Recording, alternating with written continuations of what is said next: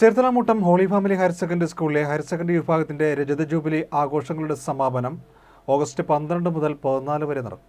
Family higher secondary സ്കൂളിന്റെ silver jubilee ആഘോഷവുമായിട്ട് ബന്ധപ്പെട്ടുള്ള ഒരു സമ്മേളനമാണ് ഇവിടെ കൂടിയിരിക്കുക.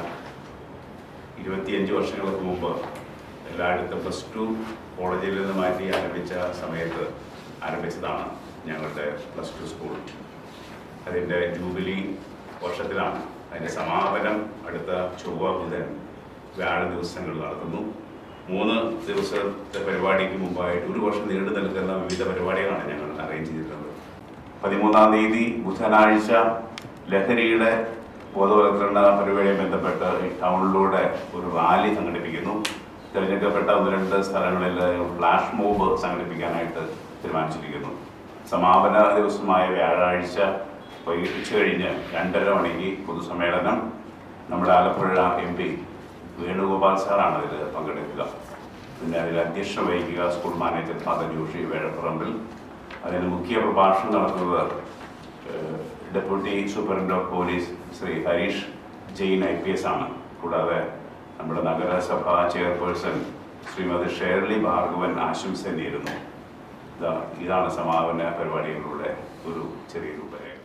മുട്ടം സെന്റ് മേരീസ് ഫൊറോന ദേവാലയത്തിന്റെ കീഴിലുള്ള സ്കൂളിന്റെ 1 വർഷം നീണ്ട ജൂബിലി ആഘോഷങ്ങളുടെ ഭാഗമായി സഹപാഠിക്ക് ഒരു കൈത്താങ്ങ എന്ന പേരിൽ ഭവന നിർമ്മാണം അടക്കമുള്ള ഒട്ടേറെ സാമൂഹ്യ സേവന പ്രവർത്തനങ്ങൾ നടത്തി.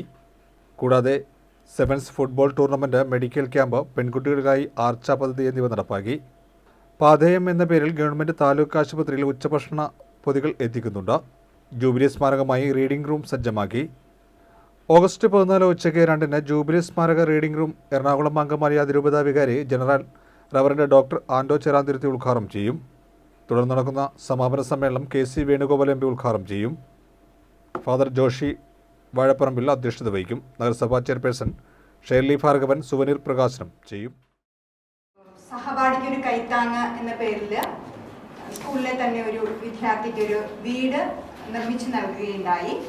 പിന്നെ നവംബർ മാസത്തിലാണെങ്കിൽ വിവിധ ഹയർ സെക്കൻഡറി സ്കൂളുകൾ, ജില്ലയിലെ വിവിധ ഹയർ സെക്കൻഡറി സ്കൂളുകളെ ഏകോപിപ്പിച്ച് സംഘടിപ്പിച്ചുകൊണ്ട് ഒരു Inter school sevens football match tournament സംഘടിപ്പിച്ചു.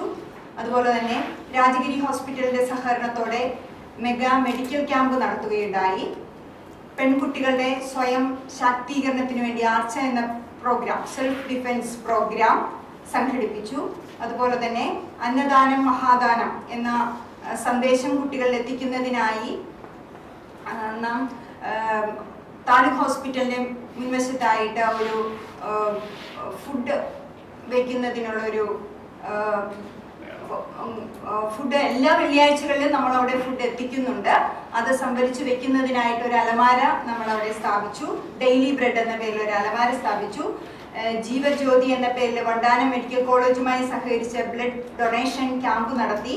അതുപോലെ തന്നെ നിരവധിയായ ബോധവൽക്കരണ ക്ലാസ്സുകൾ, ലഹരി വിരുദ്ധ ക്ലാസ്സുകൾ, റീപ്രൊഡക്റ്റീവ് ഹെൽത്ത്, മെന്റൽ ഹെൽത്ത് തുടങ്ങിയ ക്ലാസ്സുകൾ, അതുപോലെ തന്നെ മക്കളെ അറിയാൻ എന്ന പ്രോഗ്രാം രക്ഷിതാക്കൾക്ക് വേണ്ടി നടത്തുകയുണ്ടായി.